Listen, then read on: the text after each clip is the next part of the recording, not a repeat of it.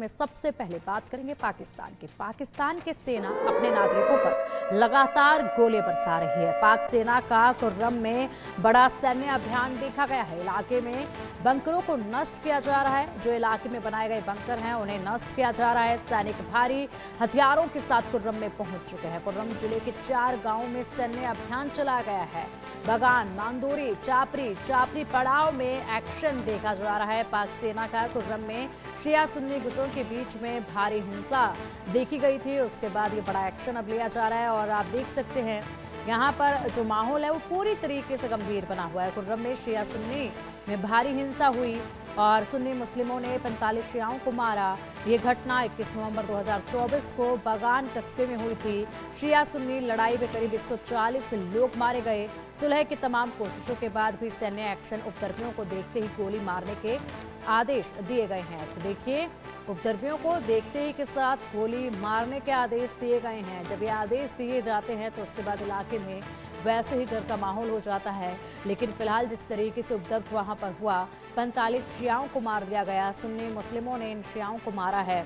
उसके बाद से हालात काफी गंभीर थे, लेकिन अब यहाँ पर इन उपद्रवियों को देखते ही के साथ तुरंत एक्शन लेते हुए गोली मारने का आदेश दिया गया है।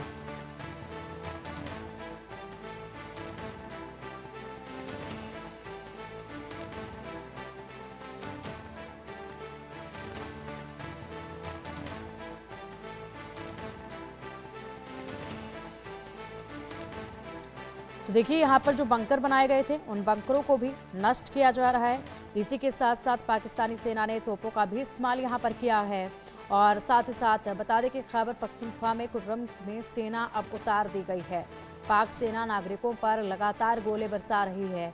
यहाँ पर कोई और इनको समाधान नजर नहीं आया। सीधा गोले बरसाने का आदेश जो है वो दे दिया गया। जिस तरीके से शिया सुन्नी में यहाँ पर जंग देखी गई, शिया सुन्नी की जो आपसी लड़ाई है वो कोई नई बात नहीं है, लेकिन यहाँ पर जिस तरीके से इस लड़ाई में यहाँ पाक सेना अपना किरदार निभा रही है वो वाकई में सोचने वाली बात है। अपने ही नागरिकों पर जिस तरीके से गोलीबारी की जा रही है। अधिक अपडेट के लिए हमारे सहयोगी अजय जांडियाल हमारे साथ जुड़ गए हैं। अजय, शिया सुन्नी की लड़ाई हुई, लगातार यहाँ पर जो दंगे हुए, जिस तरीके से उपद्रवियों ने माहौल बनाया, उसके बाद अब पाक सेना जो है जनता के ऊपर गोले दाग रही है। कोई और रास्ता पाक सेना को नजर नहीं आया।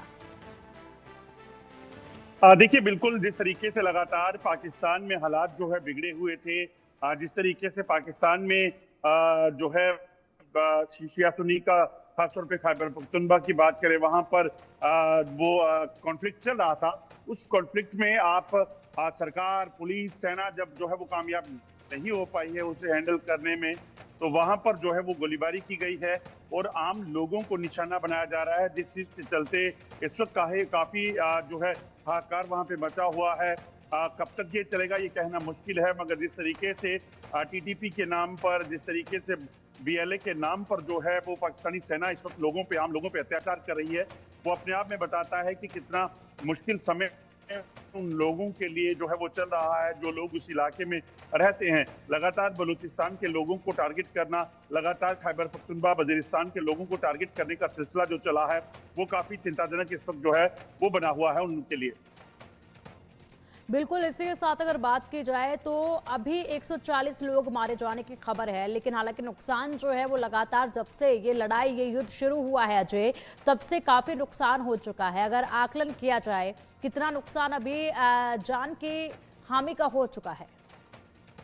देखिए, अभी जो डाटा सामने आया है उसमें जो है 140 लोगों की बात है, मगर आप देखें तो ये पिछले कई सालों से जारी है और उसमें इसी तरह से आप देखें तो लोगों के मारे जाने का सिलसिला चल रहा है। दो तरह से चीजें हो रही हैं। एक तरफ पाकिस्तान की सेना का ये अत्याचार, दूसरी तरफ वहां पर सेना जो है बिना इन हमलों के जब लोगों को जो है वो अगवा करती है, किडनैप कर लेती है और उसके बाद कई दिनों तक उनका कुछ पता नहीं चल पाता, तो ये अपने आप में बताता है कि किस तरह मुश्किल, दर्दनाक जो है वो बंजर बना हुआ है।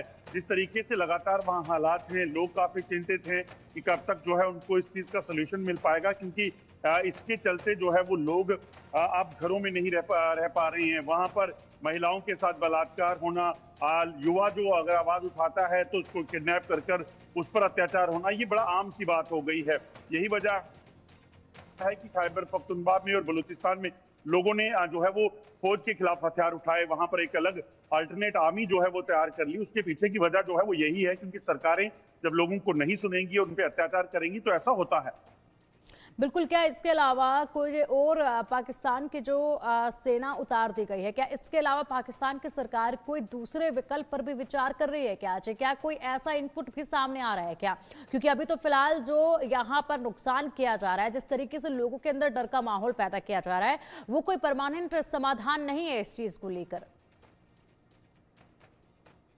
देखिए, जब वहां पे अगर आप मौजूदा हालात देखें तो वहां की सरकार जो है वो खुद अदर में है। इमरान खान की पार्टी पीटीआई और शहबाज शरीफ के बीच में अंतर कला चल रही है।